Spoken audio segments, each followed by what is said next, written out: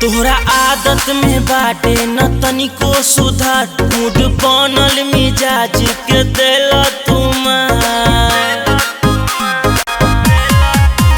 वही के करा से जाके कुल बतिया तोहार होत साझे तू हो जाला घर से फरार। छोड़ी में हर कहाँ काटेला रतिया, चढ़ल जवानी मोर छलकेनु होता जवानी बिना खरचे पिया, कमर से साड़ी मोरा सरकेनु होता जवानी बिना खरचे पिया, कमर से साड़ी मोरा सरकेनु।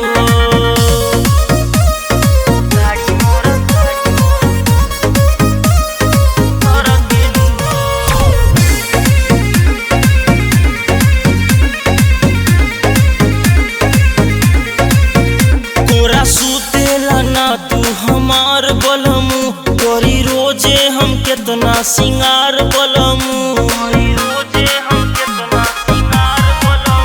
लगे आके तू हमरा से दूर भागेला, कब मिले न सजिया पे प्यार बलमू।